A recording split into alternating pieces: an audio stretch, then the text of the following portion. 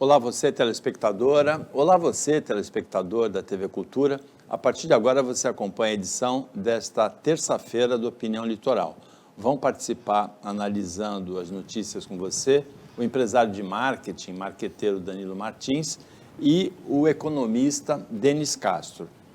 A gente vai começar conversando sobre alguma coisa que tem uma mudança muito significativa que já dá para a gente começar a avaliar nesse final de janeiro de 2023, Denis, que é a mudança do cenário político. Os prefeitos da Baixada, eles começaram, quase todos do PSDB, eles começaram, a primeira metade do mandato deles foi com o governador do PSDB, era o Dória, depois o Rodrigo Garcia, com o presidente Jair Bolsonaro.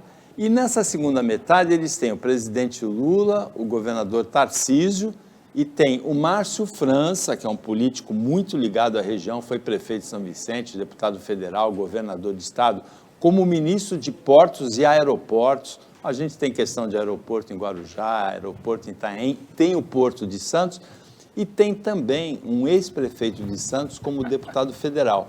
Então, o quadro político mudou de uma maneira muito significativa. E hoje já tem declarações claras do Márcio França, posicionamentos claros do presidente Lula, também posicionamentos do governador Tarcísio. É muito expressiva essa mudança, não é, Denis? Boa tarde. Boa tarde, Paulo. Boa tarde, Danilo. Boa tarde, os espectadores. Essa mudança ela é mais expressiva na relação com o governo federal. Porque, na verdade, o governo Bolsonaro não estabelecia essa relação próxima com as prefeituras, nem articulava, né? Só articulou no momento para fazer campanha. No governo do estado de São Paulo, a gente precisa ver o que vai acontecer, essa administração Tarcísio, mas por ele ter o respaldo do Kassab, é provável que tenha uma continuidade nas relações. O Kassab tem muita interlocução com os prefeitos da região, com os prefeitos do estado de São Paulo, ele conhece o estado de São Paulo, conhece os estados do Brasil, o Kassab tem muito conhecimento político experiente. Acredito que a mudança possível para os prefeitos da Baixada Santista é positiva pela possibilidade de ter uma melhor articulação com o governo federal, com um governo que vem para recriar as estruturas políticas de articulação regional e metropolitana. Então, acredito que a mudança não chega a ser radical para a Baixada Santista, mas é um momento de que todos vão sentar à mesa com o presidente da República ou com seus ministros para poder fazer as suas solicitações e negociações para suas regiões e para suas populações. Então, acredito que seja expressivo para a população da Baixada Santista, especialmente pela posição do Márcio França também, que tá o governo federal já privilegiando a nossa região. Ainda tem um outro detalhe, que é a presença do Paulo Alexandre como deputado. Por que eu cito Paulo Alexandre? Porque ele é muito próximo do vice-presidente Geraldo Alckmin, que volta à cena do poder, né, Danilo? Boa tarde. Boa tarde, Paulo. Boa tarde, Denis. Um prazer conhecê-lo, estar aqui contigo. E boa tarde, né, aos nossos telespectadores.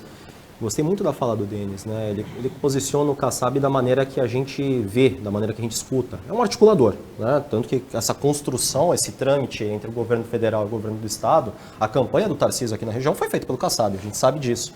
Então, com certeza, a gente vai ter uma discussão muito mais fluida, né? Afinal, ele tem um bom relacionamento político já com todos aqui no estado de São Paulo, na nação como um todo. A grande questão eu não acredito que o Tarcísio vai ser alguém que feche portas, muito pelo contrário. A primeira coisa que ele fez, e digo e repito isso, foi se descolar, entre aspas, né, de uma forma muito súbita do bolsonarismo, deixando claro, na primeira fala quase pública dele, que ele não era um bolsonarista raiz. Uma segunda atitude dele, um segundo ato, foi o de não tirar as câmeras dos coletes dos policiais, que hoje o ministro o secretário de segurança dele, que é o Derrite, né, já tentaria fazer isso para ontem, que era uma promessa de campanha. Então teve esse descolamento, já também cortou-se isso. Eu vejo o Tarcísio como um cara muito mais de diálogo, de construção. Então eu acredito que a gente tem essa facilidade. A questão de nós termos hoje, sim, o Márcio França próximo ao Alckmin, o Paulo Alexandre próximo ao Alckmin, próximo ao Paulo Alexandre, próximo ao próprio presidente da República, o Lula, que esteve recentemente aqui no velório e conversou com os prefeitos, conversou com os secretários. Eu acredito que essa desconstrução que foi causada por questões políticas e ideológicas, como o Denis citou, a falta de diálogo com as prefeituras, com os governos do estado, porque não tinha alinhamento político. O Bolsonaro nunca foi um cara de composição de grupo, né? Foi sempre um lobo solitário na política, entre aspas. Então, o Lula não, já ao contrário, ele gosta disso, né? Ele quer trazer todo mundo e com certeza vai todo mundo sentar na mesa do governo federal, vai todo mundo sentar na mesa do governo estadual.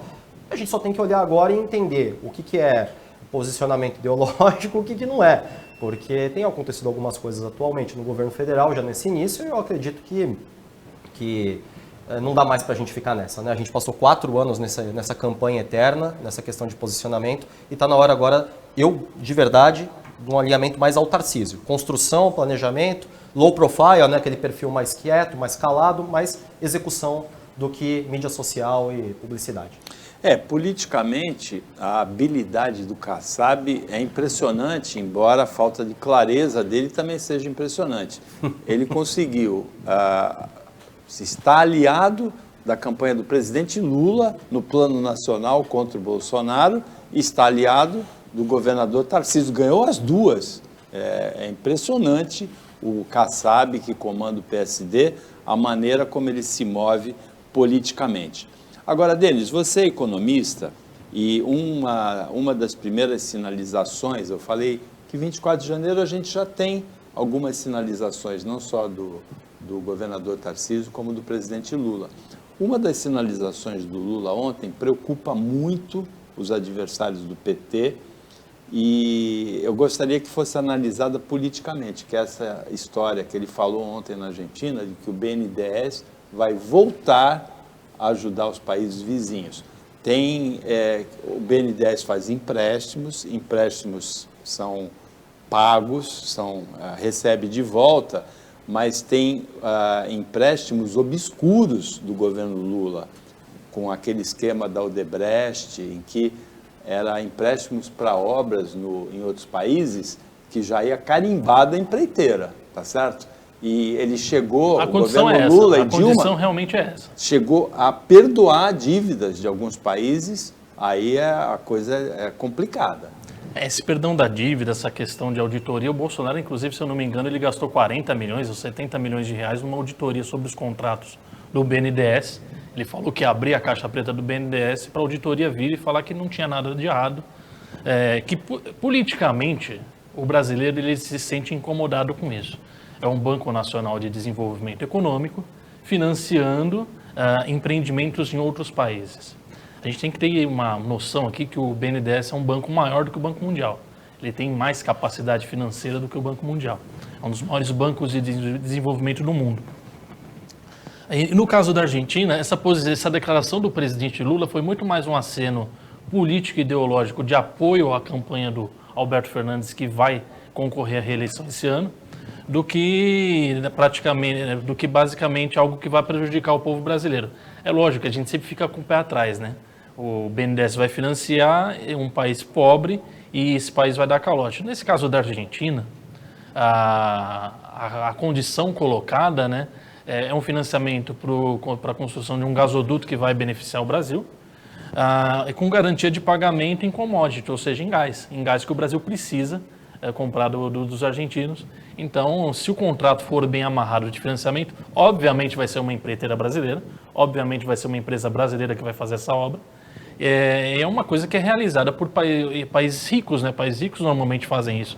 Eles utilizam suas instituições financeiras para financiar suas empresas, seja para exportação, seja para construção em outros lugares do mundo. Então, isso é muito habitual. É que politicamente a gente ficou muito com o pé atrás, a questão de a gente ter perdido refinaria para a Bolívia em 2008, da gente ter tomado o calote da Venezuela, em questão também de empréstimo do BNDES, que ficou obscura essa questão, mas a auditoria feita no governo Bolsonaro, milionária, constatou que os contratos que nós tínhamos muitas dúvidas, muito bem-vinda essa auditoria, que esses contratos, eles no final das contas, eles estavam regulares, não tinha nenhuma irregularidade como a gente pensava que existia. A gente tem que fiscalizar e cobrar o governo que faça com máxima transparência em benefício do povo brasileiro. Porque uma coisa é tecnicamente você verificar que os contratos foram corretos, e eu comecei falando, empréstimo, o dinheiro vai e volta, depois é pago.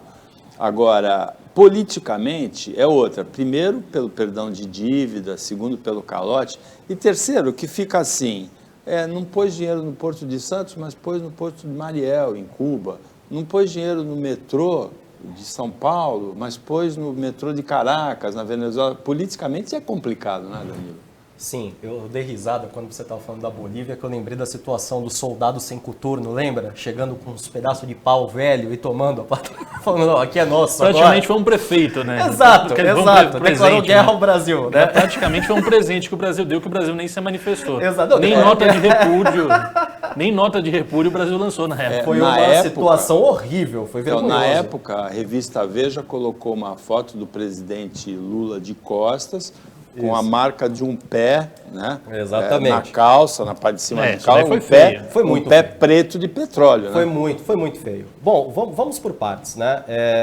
Quando fizeram, eu vou tentar defender os dois lados, tá? Primeiro, vamos defender o contra, né?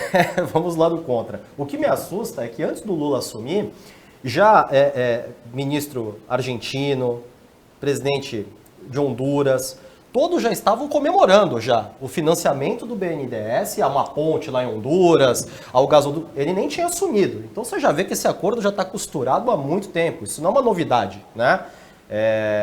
Ele já tinha feito essa denúncia aí, né, na mídia há bastante tempo. A gente só está vendo agora porque saiu aí essa oficialização com o gasoduto argentino. Essa proximidade com outros países é importante, principalmente na questão do gás. Se você for analisar na Ucrânia, a questão da Ucrânia e a Rússia, nessa guerra que entrou, e os países da Europa, que são todos dependentes do gás russo, você vê a dor de cabeça que foi quando se fechou uma válvula ali. O gás é um instrumento que hoje aquece, que produz, fomenta a indústria. Nesse aspecto eu concordo. Principalmente porque você vê a Índia, que deixou de comprar, tá uma inflação altíssima, perde sim capacidade de produção, porque o gás hoje é um instrumento necessário, ele é barato, é uma energia barata e a indústria precisa disso. A gente precisa voltar a ter indústria relativamente forte. Limpa, né? Relativamente limpa, comparado às menos poluente. às nossas refinarias hidrelétricas, etc. Agora, qual é o problema disso? A hidrelétrica é mais limpa, o problema é a geração Perfeito, de sedimentação e etc., que você acaba tendo, e tem alguns problemas de barragens e tudo mais. Qual que é o maior problema nessa história toda? Quando a gente escuta BNDES e financiamento, IPT, a gente lembra automaticamente, a gente atrela a Odebrecht, entre outras, né, que o Odebrecht ficava com 70% Mudou de nome, né, o Odebrecht? Mudou de nome. Mas a gente lembra. Mas está no cenário. 70% do valor do BNDES emprestado, né, que era dado, era feito por obras da Odebrecht. Então a gente lembra do mensalão, a gente lembra de todos os esquemas de corrupção. E o brasileiro já está de saco cheio disso, está cansado, não aguenta mais isso, né? O maior problema de tudo isso é que hoje o Brasil ainda tem, com a Venezuela, com Cuba, $500 bilhões em dívida. Só com esses dois. $500 bilhões. Cuba não pagou nada, teve 500 milhões pra gente ainda. Esse dinheiro todo, que já são aí mais de 80 e 60 e poucas obras executadas, são 7 países aqui da região que são atendidos, por que não fazer aqui? Por que a gente não desenvolve aqui? É um problema que nós temos um problema de infra gigante. Você vai para lugares mais remotos, a gente está falando de São Paulo, mas vai lá para dentro para você ver como é que é, não tem nada. A gente não tem nem cadeia, a gente não tem hospital, a gente não tem uma série de coisas.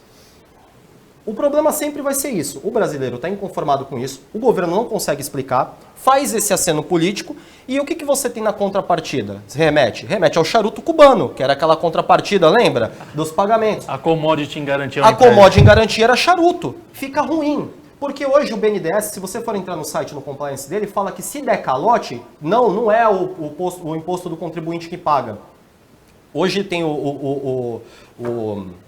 Tem seguros internacionais. Você tem, mas assim, você tem o Fundo de Garantia à Exportação, fiz uma linha do tempo.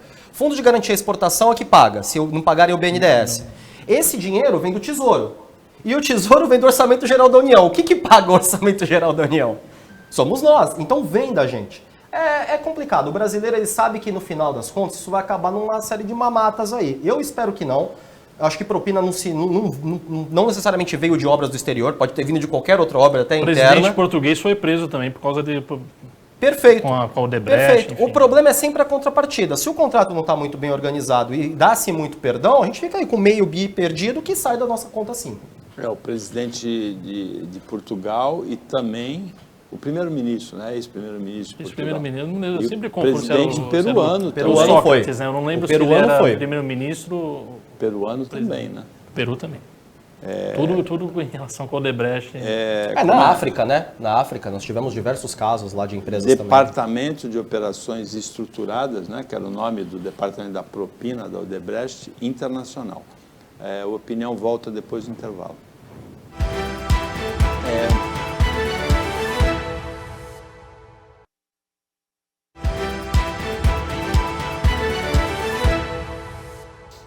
Voltando com a opinião litoral desta terça-feira, o Denis Castro, o Danilo Martins estão comentando as notícias com você, telespectadora, com você, telespectador.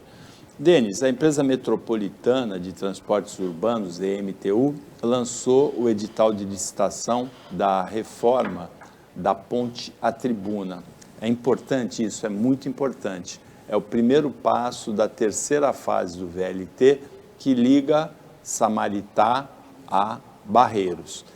Agora, enquanto lança a terceira fase, com esse edital, é o lançamento, né, da licitação, a segunda fase continua muito atrasada em Santos, as obras na Campos Melo, na Rua da Constituição, e com muitos problemas também para os moradores. Gerou muito transtorno, mas não mais do que a primeira fase, né? A primeira fase é aquela fase que é de implementação ali na Francisco Glicério. Ficou parada 10 meses, né? E foram muitos anos cavando e fazendo, e parava, e o Ministério Público interferia, enfim. Não sei se é porque a gente teve essa má lembrança, né, que gerou um transtorno muito maior. Então eu tenho a impressão até que esses trechos, até que eles estão andando de uma forma... Você não vê a obra parada, né? Você vê eles estão sempre trabalhando, estão sempre mexendo. Mas obviamente, né, a gente está no Brasil e, infelizmente, as obras não são realizadas nos prazos que são prometidas e que poderiam ser realizadas. Sempre atrasa, sempre tem aditamento de contrato, mais dinheiro, mais gasto, enfim, e mais dor de cabeça para o contribuinte, para a população, que também fica sem esse instrumento de transporte que é tão valoroso e que ajuda tanto na vida das pessoas. Essa segunda fase do VLT, a concorrência, a licitação foi ganha pela Queiroz Galvão, que estava envolvida na Lava Jato e não deveria ter ganho essa licitação. Foi complicado, mudou e continua complicada a implantação dessa segunda fase da obra. Agora, Danilo, depois das invasões, das depredações, do vandalismo de 8 de janeiro em Brasília, houve desmentidos, fake news, versões para todos os gostos. Uma das imagens mais impressionantes é a da depredação de um relógio que foi trazido por Dom João VI em 1808, quando veio para o Brasil. O relógio tem mais de 200 anos no Brasil. Era um presente da corte de Luís XIV para a corte portuguesa, e o autor da depredação, as imagens foram divulgadas em nível nacional, as imagens do autor da depredação, e aí começou petista infiltrado, eu não sei quem, arranjaram um cara parecido com uma camisa do MST. Pois bem, essa imagem aí, e o autor dessa depredação, que foi um dos momentos mais lamentáveis da invasão, entre os muitos momentos lamentáveis, ele foi preso ontem em Minas Gerais, em Uberlândia. A primeira coisa a destacar é a competência da Polícia Federal para essa prisão. Lógico que nós gostaríamos que muitos outros criminosos fossem presos com essa mesma competência, né? gostaria que fossem presos e continuassem presos. Todos. Todos que participaram desse ato lastimável que E também dos crimes no Rio de Janeiro, nos crimes da Baixada Santista, em São Paulo. Mas isso é uma coisa que a gente já questiona há muito tempo, né? A questão de uma renovação aí da nossa justiça, né? Eu não sou advogado, eu não entendo dessa parte de justiça, da análise do porquê que um cara é preso num dia cometendo um assalto, depredação, ou violência, ou qualquer outro crime à mão armada, e daqui a um tempinho ele está solto, né? E eu não sei se é bom advogado, se tem algum interesse aí em liberar, se não tem mais espaço. Eu só sei que, bom, espaço tinha, né? O Gilmar Mendes ele limpou quase uma ala ali, botou um monte de tornozeleira eletrônica para botar lá na colmeia as presas, as patriotas, não vamos falar o nome certo delas, né? Esse rapaz aí, um vândalo, terrorista, tentando contra a democracia em porta de quartel, pedindo artigo 412, 527, alienígena, já falei várias vezes isso é atentar contra a democracia, né? Isso é crime. E o que ele fez, as cenas do que a gente vê, a narrativa sempre foi de que são infiltrados, mas a narrativa sempre foi essa, quando você via vários vídeos de agressão, o sequestro daquele caminhoneiro que parou para tomar um café, que era lulista lá e foi buscar em casa por caminhoneiros, cercear o direito de ir e vir parando caminhões aí na estrada, ameaçando gente. Isso é ato de terrorismo para mim, né? E por mais que ele esteja depredando, claro que é um produto histórico, é um item histórico nosso, né? Conta um pouco da nossa história, da nossa república, da nossa democracia. Ele só estava depredando, ele não é um terrorista. Sim, representa tudo isso que a gente lutou por tanto tempo, né? Um projeto de renovação que acabou nisso. Isso é o que culminou o governo Bolsonaro. 4 anos de imbecilidade, 4 anos de campanha política sem parar, 4 anos favorecendo a família, que está aparecendo agora com cartão corporativo, esquema de rachadinha, e tudo que ele fazia já no gabinete dele lá no Rio de Janeiro, e a família dele, e como deputado federal, ele fez aí como presidente da República. Essas cenas que a gente está vendo agora, é a cereja do bolo. Culminou nisso. O covarde se escondendo lá, e um vagabundo desse, depredando e destruindo, sem propósito nenhum. Esse é o retrato do Brasil, foi o que o Brasil se tornou, foi o que aí metade da população rachou. Você pode ser contra o Lula, eu também não gosto dos governos de esquerda, votei no Bolsonaro no primeiro governo dele, mas isso pra mim é um nojo, né? E ainda bem que ele foi preso, ele estava foragido, mudou de cidade, se escondeu lá em Uberlândia, que fique preso por um bom tempo. Que alguém tenha bastante raiva dele, esqueça o processo dele, já que ele depredou todo o STF, o STJ, etc., que esse processo fique um bom tempo na gaveta aí para ele aprender o que é bom. Ai, que situação. Lamentável, né? Mas ainda bem que foi preso, né? Ainda bem que a justiça conseguiu chegar nele. Aliás, mais uma vez, um elogio à atuação da Polícia Federal, fazendo um trabalho minucioso, colhendo provas, imagens, resquícios ali biológicos das pessoas, enfim, dá até vergonha de falar o que fizeram lá, né? Fala só do sangue. Só sangue e saliva, né? Isso, sangue e saliva, sangue, suor e saliva, né? Para não dizer outras coisas. Mas fezes, urina, enfim, é isso daí, né? Esse vandalismo. Mas ainda bem que foi preso, ainda bem, e espero que outros sejam presos e principalmente, de novo, ressaltar, que tomem o dinheiro dessas pessoas para ressarcir o que eles destruíram. É importante o pagamento dos danos, né? Para mim é mais importante do que eles ficarem presos. Exatamente. Serem responsabilizados pelos prejuízos que causaram. É importante também que a vida anterior desse vândalo seja esclarecida para eliminar fake news que pode ser infiltrado. Eu nem sei se é um infiltrado ou não, ainda não li sobre a vida anterior dele. Eu li só que ele já foi condenado por tráfico de drogas, né? E eu também, uma coisa que me espanta muito, né? Eu vejo muita gente que já teve condenação por tráfico de drogas apoiando entrou nessa corrente de apoio ao governo Bolsonaro. Eu não sei qual tipo de moralismo, o que afeta falso ele. Moralismo. Eu não sei o que está acontecendo nessa... Eu, como ao contrário do Danilo, eu nunca tinha votado no PT e também não queria votar no Bolsonaro. Não votei no Bolsonaro, eu anulei meu voto em 2018. Mas eu me espanto muito com isso, com essa engajamento de pessoas que sempre viveram à margem, né? Sempre o limite ali da marginalidade, ou exercendo, né? Viraram conservadores. De repente eles viraram, né? Entraram nessa loucura do grupo do WhatsApp aí, do fanatismo. como aquela senhorinha, aquela simpática senhorinha que estava na porta vendendo droga 3h30 da manhã. Estelionatária. Vendedora de droga e tava lá. Traficante, né? De tubarão, né? Traficante de tubarão. Uma criminosa, uma bandida, como eu falei, e foi cometendo esse tipo de atitude, falando lá. E ela virava, ela era uma ídolo, porque ela estava lutando com aquela idade, era uma senhora. Uma psicopatia, não sei o que acometeu a sociedade brasileira, eu acho importante a gente retomar o equilíbrio.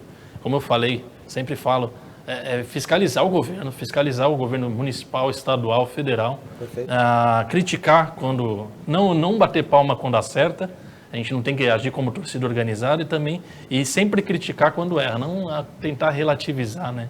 E mesmo as questões desse governo, eu vejo um esforço muito grande por parte de alguns articulistas que se colocam como oposição, de qualquer coisa que o governo fala, já tenta ver só o lado negativo. É importante a gente fazer a crítica, mas também ver se tem boa intenção, se tem algo bom por trás, né? É óbvio que a gente vai desconfiar de um governo que já teve tantas dores de cabeça, trouxe para o povo brasileiro, mas enfim, é importante a gente ver com um pouco mais de equilíbrio e racionalidade as coisas. Nesse caso das invasões, tem uma questão que me preocupou desde o começo, que é a utilização de algumas expressões. Eu nunca usei a expressão terrorista, por exemplo, porque eu entendi que não houve terrorismo, a minha interpretação pessoal. Respeito, eu vi que a maioria dos meios de comunicação usou essa expressão, né? Terrorista, terrorismo. Eu entendo que não havia armas, não atentaram contra a vida de inocentes. Então, a minha interpretação é de que não houve terrorismo. Eu entendo que muita gente acha que foi terrorismo. O enquadramento legal não foi pela lei antiterrorismo, né? Não houve enquadramento como terroristas dessas ações. No caso dessa senhora que o Danilo se referiu, é uma senhora que tem uma vida de crimes, é uma bandida. No caso desse depredador do relógio, ele tem crimes anteriores, é um bandido. A maioria das pessoas, eu não concordo muito com a aplicação do uso dessa expressão bandido, porque eu entendo, isso também é uma coisa pessoal minha, eu respeito quem pensa diferente, que bandido não é quem comete um crime, é quem tem uma vida de crimes, às vezes cometeu um crime, é um assassino, matou a mulher no momento de ciúme, é um assassino. É um bandido? Sim, levou a vida inteira sem cometer isso, mas isso é uma interpretação pessoal, respeito mas quem pensa diferente. Nós criticamos, lembra quando os black blocs paravam a avenida, destruíam tudo na Paulista, e a gente chamava banda de bandido, tem que prender, destruindo patrimônio público? Por que pode inverter? Porque cidadãos de bem? Porque são brancos? Porque estão com a camisa da seleção brasileira? Eu não acho terrorista porque quebrou algo. Eu acho terrorista porque tentaram plantar bomba, tentaram derrubar a República, atentaram contra quem tentava passar nos bloqueios, fecharam vias públicas, ameaçaram as pessoas. Qualquer pessoa que entrasse lá dentro daqueles acampamentos para tentar alguma coisa, batiam. Eu vi vídeos de sequestro, ameaça, extorsão. Tudo para quê? Qual é o objetivo? Causar o terror, derrubar o governo instituído, que foi o que eles não votaram, que foi o que perdeu. Para mim isso é terrorismo. Então, eu respeito. Terrorismo doméstico, porque é feito dentro ainda. Eu usei essa palavra muito antes de alguém cunhar. Quando começaram a cercear o direito de ir e vir, eu já falei, é terrorismo doméstico, pronto. Então, eu respeito essa visão. Não é a minha visão. Eu respeito quem pensa diferente. Não é a minha visão. Eu acho que os 3 que tentaram colocar uma bomba que não foi detonada por incompetência num caminhão de querosene, aí sim eu concordo que sejam terroristas. Mas de onde eles tiraram essa ideia, Paulo? Então, aí eu concordo que sejam terroristas. Teve uma cartilha, uma educação, não, mas eu respeito. O gabinete do ódio, você teve todo lá o bootcamp lá dentro dos acampamentos golpistas. E agora, recentemente, disso. Ontem já saiu matéria, né, que tinha completo apoio do comandante do Exército, que foi exonerado. Perfeito. Tinha ciência, ou seja, existiu uma articulação feita de fora para dentro. Perfeito. Para se derrubar o governo e para se provocar a renúncia do governo eleito. Estava pronto. E outra, esses manifestantes, que eu também reputo como terroristas por causa de um ponto a mais, que é derrubar a República. Perfeito. Derrubar o que garante a nossa democracia, a nossa liberdade? A existência dos 3 poderes. Judiciário, legislativo e executivo. Que eles, num sistema de pesos e contrapesos, nenhum tem poder absoluto. Um pode frear o outro. E 2 deles eleitos pelo povo e um deles eleito indiretamente pelo povo, que é indicado por pessoas que são eleitas pelo povo.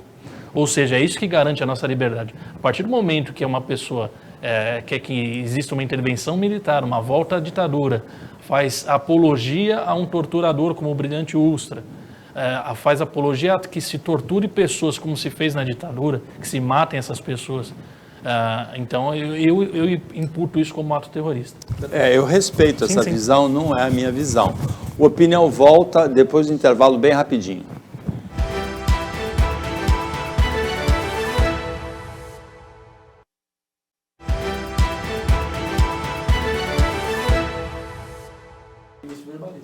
Voltando com Opinião Litoral desta terça-feira, agora é o último bloco. Quem comenta as notícias com você nesta terça-feira é o Denis Castro, economista, é o Danilo Martins, empresário de marketing.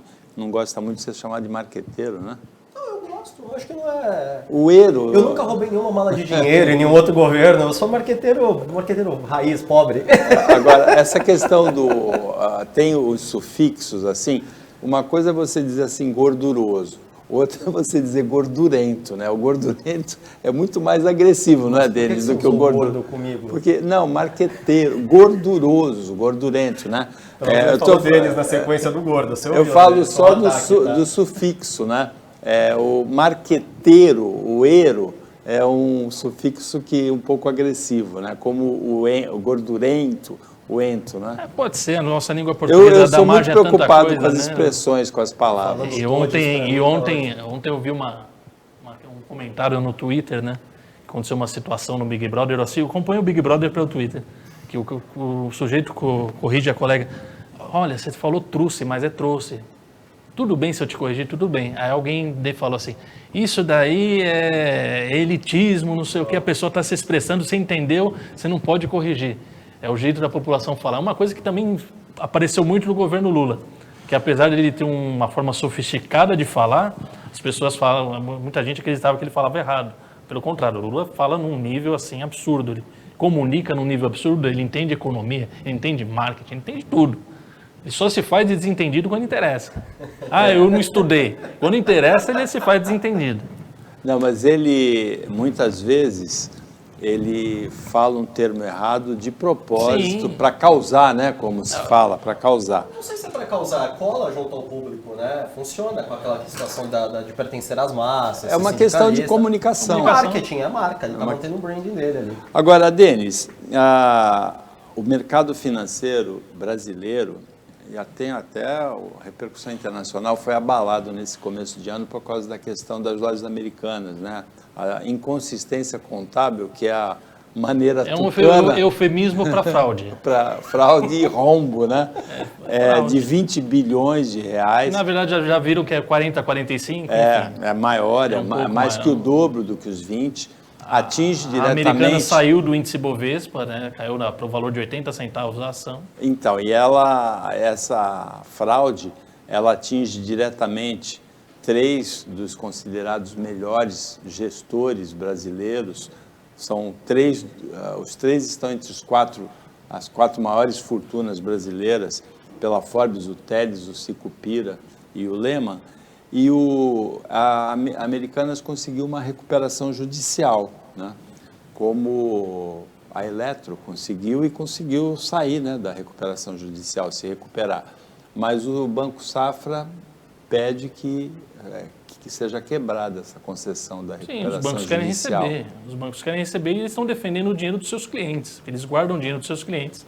Então, na verdade, o grupo foi lá, pegou o dinheiro emprestado com eles, fraudou o balanço contábil e quer dar o calote em todo mundo. Então, os bancos eles estão saltitando na cadeira de raiva e eles querem ser socorridos em vez que o governo privilegie socorro ao caloteiro e dê o aval ao calote, eles querem, não, tem que pagar, vocês têm que pagar a gente, tem que ter um plano para pagar a gente. Essa questão da recuperação judicial, eu fico um período sem pagar as dívidas, não. O ideal é que, se você dê esse benefício da recuperação judicial, você peça a explicação de como você vai arcar com as suas dívidas. Você tem que ter um plano de pagamento dos seus credores, especialmente os bancos, porque você não pode quebrar o sistema bancário, porque o dinheiro de toda a população brasileira, todas as empresas, de todos os brasileiros, está nos bancos. Ou seja, não tem como você dar um golpe no sistema bancário para privilegiar meia dúzia de 3 bilionários. E no caso, eu não sei que surpresa do mercado financeiro, não sei por que o mercado financeiro não surtou antes, porque não é uma surpresa isso. Isso já está no histórico desses empresários nos últimos 30 anos, já aconteceram outros casos de fraudes contábeis, já aconteceram outros casos que eles foram punidos. Então, não sei que surpresa foi essa, e mesmo que eu já comentei aqui a semana passada, observando o balanço da Americanas, era claro que tinha alguma coisa errada ali, por conta da lucratividade de 15 centavos a cada 100 reais faturados. Então é muito baixa, né? A cada 100 reais investidos, eles lucram 15 centavos. Então aquilo dali já estava gritando faz muito tempo. Então muita gente se fez desentendida nesse caso. Eu não vejo um abalo, vejo um abalo de confiança nas empresas de auditoria, que na verdade elas estão sendo remuneradas para dar um selo de tá tudo ok aqui, a gente não estuda direito, está dando uma das dar uma certa consultorias segurança, mais bem conceituadas do mundo que está envolvida aí, que é a Price Waterhouse, né? E inclusive com denúncias de ex-funcionários que dizem que alertaram várias vezes para situações, para inconsistências, e eles fizeram vistas grossas, ou seja, ignora o cara, afasta o cara dos trabalhos, demite. Um artigo no jornal Estado de São Paulo, domingo, Estadão, dizia que é impossível que as fraudes, cita vários tipos de fraudes, além das que tem no balanço das Americanas, ali escondeu os juros de uma operação de antecipação de recebíveis, entre outras fraudes, mas que é impossível para os administradores não perceberem que algumas operações não estão lançadas no balanço. E ele pede a adoção de alertas, né? Red flags, não é? Sim, isso é importante. O sistema ele sempre se moderniza visando que não existam fraudes, que não existam quebras do mercado. Só que, como eu já falei aqui, os criminosos eles estão sempre um passo adiante e muitas vezes eles têm a conivência ou do Estado, ou de auditorias, ou de outras empresas para realizar esse tipo de fraude. Normalmente existe algum ganho aí em conluio com outros agentes financeiros. Perfeito. E do governo também. Você entende que houve conivência da auditoria Price? Eu entendo, porque como vocês disseram, é uma das maiores do mundo, né? Uma das mais bem conceituadas. Exato, né? Porque a auditoria nada mais é do que alguém ver tudo que está acontecendo e carimbar. Isso aí qualquer pessoa pode fazer, mas para você ter um selo da Price, além de ter um alto investimento, tem, na teoria, uma credibilidade maior. Você pode falar melhor do que eu disso. Agora, o que o Safra quer fazer é isso mesmo, ele quer receber. Ele vai ter que devolver ainda, porque ele estava com 95 milhões da Americanas congelados, né? E a justiça mandou devolver por causa da recuperação. O que o Safra quer? Ele quer que você apresente uma situação real. Porque, de novo, eram 20 bilhões que apareceram do dia para a noite, que com multas, etc., se não pagar, vão para 45, se eu não me engano, acho que no total. Então está tudo muito mal explicado, né? Com uma consultoria avalizando tudo isso, o Safra não está acreditando nisso, né? E ele precisa receber esse dinheiro de volta. São 2 bi, né, se eu não me engano, que tem dívidas com o Safra. Eu concordo, eu acho que eles têm que ir atrás sim, agora que apresentem os documentos comprovando. Tem muito dinheiro por trás, essa história dos 3 investidores, que tem outros casos de problema com quebra. E uma solução muito simples de mercado, eles se comprometerem a pagar com o patrimônio deles. Perfeito, que todos conseguem, eles conseguem arcar. Eles acreditam nisso, eles acreditam na recuperação. No modelo de negócio deles e etc. Por que eles não arcam com esse prejuízo? Perfeito. E essa é uma questão que o mercado faz. Pô, você quer me dar o calote, você não quer pagar. Você não apresenta um plano de pagamento dessa dívida, você só quer dar o calote. E ficar por isso mesmo, buscar ajuda do governo para isso. Não, é um liberalismo que eles defendem, né? Que eles defendem menos Estado, menos não sei o quê. Mas na hora corre para quando eles fazem a fraude, quando eles sabem que estão cometendo a fraude, eles correm para a justiça, eles correm para o governo, eles correm para banco público, estão devendo para o BNDES também. Então, tem uma questão pontual aí interessante, que é a do mercado dos ovos de Páscoa, né? A produção dos ovos de Páscoa já começou. E a Americanas é o maior vendedor de ovos de Páscoa no Brasil. Não, eu ouvi essa para mim é uma piada, né? Essa declaração, não, é que vai ficar caro e não, justificaram não, que vai... a preocupação é dos produtores, Exato, que muitos são pequenos. Exato, então, né? e vai ficar complicado, o mercado vai ficar difícil de dar escoamento, mas tem. Outros vão comprar esses ovos exatamente. Vai chegar no consumidor do mesmo jeito. Essa situação só fica muito complexa, por exemplo, o Rial, que colocou o nome lá como CEO, né? O cara no dia para noite não foi contratado e entrou. A partir de amanhã você é o CEO da Americanas. Até porque é um salário de 10 milhões ano. Exato. Né? Ele estudou isso, ele analisou. junto com o CFO, eles já sabiam onde estavam entrando. Para mim, ficou muito mal contada essa Eles história. vieram justamente para dar essa notícia. Eles ficaram 9 dias para dar essa notícia. É isso. É isso. Eu acho que ele foi contratado só para avisar que tinha dado esse roubo, tiraram o nome, aí foi aplicado isso no mercado para dar, olha, foi inconsistência contábil, quebramos, né? Na verdade, eu concordo E com ele você. se prestou a isso, né? Mas enfim. Mas você sabe não sei qual o valor sabe que ele qual que é o recebeu valor. Então agora vai ficar essa situação chata. Eu, como se eu fosse o banco também, eu brigaria muito, porque isso para mim é um comeback no banco, é um calote. É um calote da praça, gigante. Além do caso das Americanas, que sacudiu a opinião pública mesmo nesse começo de ano no Brasil, tem um caso que não é tanto para a gente se comentar aqui no telejornal Opinião, que também sacudiu a opinião pública, que é a prisão do jogador Daniel Alves, que participou da Copa, jogou na Copa pela seleção brasileira, foi levado para a Copa como uma liderança positiva para o grupo, pelo treinador Tite, e algumas semanas depois da Copa, ele é preso sob acusação de estupro, uma acusação gravíssima. A juíza não tornou a prisão inafiançável, ele não tem liberdade sob fiança, e a notícia de ontem era de que o reconhecimento de uma tatuagem íntima dele pela vítima foi decisivo na decisão, foi decisivo para que a juíza agisse dessa maneira. Não dá para ser decisivo na decisão. Né? Inconsistência nos depoimentos do Daniel Alves, inconsistência, deu 7 versões, se eu não me engano, do ocorrido. A da moça batia perfeitamente. De 40 segundos que ele ficou com ela, foi para 15 minutos, é um absurdo isso. Ela não quer indenização, ela não quis fama, ela quer justiça. Toda a situação, é que tem um relato, eu não vou repetir tudo o que foi feito, mas assim, literalmente chega a ser desumano. É um predador sexual para mim, com tudo que foi relatado. E ela, assim, em nenhum momento foi verbalizada, ela fez todos os exames, ela fez tudo direitinho. Ela quer justiça pelo que está acontecendo. Que fique preso, que fique preso. E essa questão dele, do Daniel Alves, é porque a gente já tem um caso parecido, com outro jogador, que tem residência, tem dupla nacionalidade, consegue ter esse trâmite. Se ela não tivesse feito isso, esse cara tinha escapado. Aí vem pro Brasil, o que acontece? Some da mídia, tem dinheiro, não vai acontecer nada com ele, não precisa da opinião pública, não precisa trabalhar, e não vai ser julgado, não pode ser deportado, não vai cumprir a prisão. E agora vai ficar lá, vai ficar um bom tempo. Eu acho que o crime sexual é um dos crimes mais hediondos, né? Se coloca na situação da moça, como é que aparece um jogador desse, convida para um banheiro de uma balada, tranca a porta, foi 15 minutos agredindo ela sexualmente lá dentro e vem posar de bom moço na Copa, como você disse, uma influência positiva. Imagina a influência negativa. Criminoso que pague, se for mesmo comprovado todas as denúncias, que pague por muito tempo. E lá vai ficar muito tempo preso. A prisão preventiva, que é a prisão dele na Espanha, pode ser por 2 anos, né? Diferente do Brasil. Ele entrou numa situação complicada, que a justiça seja feita. Mas um ponto que me incomoda nessa história é a questão como a sociedade brasileira está doente. Eles ainda estão contaminados pelo clima de torcida organizada da eleição. Defendendo o Daniel, dizendo que a moça que é culpada, que a moça é uma oportunista.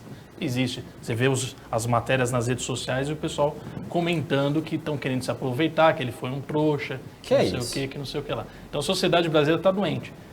Então as pessoas precisam se informar. A mesma coisa, ainda existe gente que defende o jogador que foi condenado, que mora aqui em Santos, e com todas as provas, com confissão, inclusive, em grampo telefônico.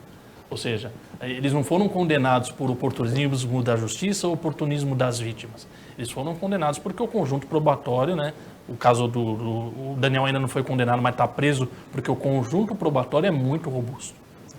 A decisão da juíza se baseia em indícios, evidências muito fortes de culpa do Daniel. Lógico que a gente tem que esperar o processo para saber, às vezes, uma acusação dessa, tem reviravoltas no percurso, mas a decisão da juíza é embasada em indícios, evidências muito fortes de comportamento criminoso do Daniel Alves. E é chocante realmente a gente saber que ele foi para a Copa do Mundo na delegação do Brasil como uma liderança positiva. Foi o principal argumento, porque tecnicamente aos 39 anos e sem jogar 3 meses, ele não deveria ter sido levado para a Copa do Mundo, mas foi levado como uma liderança positiva.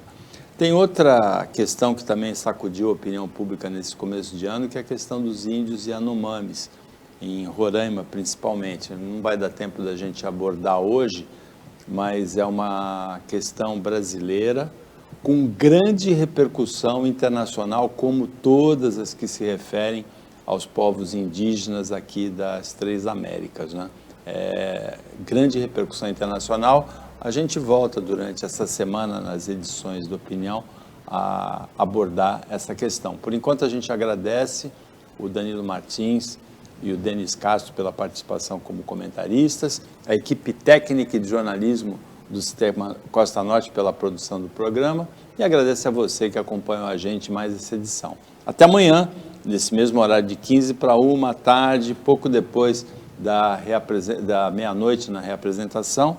E se você assistiu à tarde, uma ótima segunda metade de terça-feira. Se você está assistindo à noite, boa noite e até amanhã.